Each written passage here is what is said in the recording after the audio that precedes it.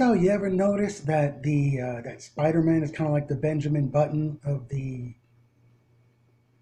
Marvel Cinematic Universe superheroes? They always get every time they reboot it, they always get somebody younger. They get first they had of course Tobey Maguire, they had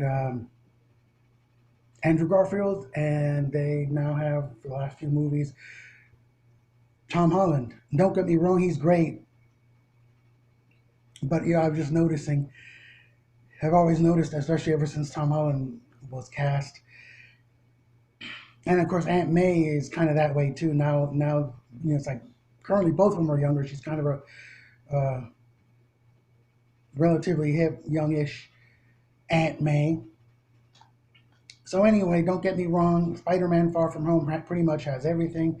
It's got masterful fight scenes and special effects sequences. It's got romance for sure. It's got teeny bopper romance, and sometimes we're reminded how fickle teeny boppers could be. And there may or may not be a romance between a couple of the adults. So the story begins with Tom Holland's Peter Parker getting ready to go on a class trip to Venice, Italy. He's touched like the whole world is by the legacy of Tony Stark. And of course, he wants to be a normal youth and kind of take a vacation from being Spider-Man. And he does his best. He does his best. And also, we have a character that works for Stark Industries, Happy, kind of being a little bit more of the father figure that his employer Tony Stark was now that Stark is gone. He is really wonderful to watch and a whole lot of fun and very understanding. We also have another person that we think may or may not try to fill Tony Stark's shoes in the form of Jake Gyllenhaal, who is, very good and very nuanced as Mysterio. I believe in the 60s cartoon, they had an episode with Mysterio. But anyway, he kind of reminds me, not to spoil anything, but he kind of reminds me vaguely, it's just a little bit of a stretch, but of an episode of the old Space 1999 series in the 70s called New Adam, New Eve. He's sort of like that in a way. And of course, New Adam, New Eve is the opening is especially reminiscent of Who Mourns for Adonis on Star Trek. But getting back on track here, it's like he seems to be a very understandable and very respectful, potential kind of father figure or uncle figure or like that. And you might think that Spider-Man could be his sidekick, but you got to keep watching to see what his real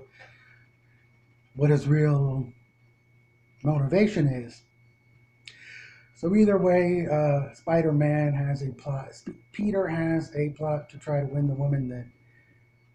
to win MJ's heart after screwing things up through no fault of his own in Spider-Man: Homecoming with the heroine of that movie.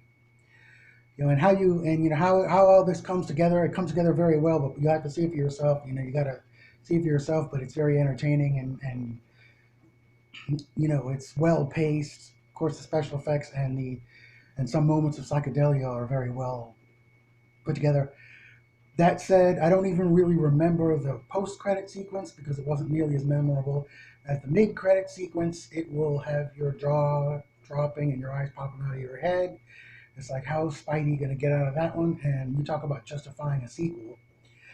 So, in short, Spider-Man: Far From Home was definitely worth a look, to say the least. One of my friends really loved it. A lot of people really did, and I would say it's very good.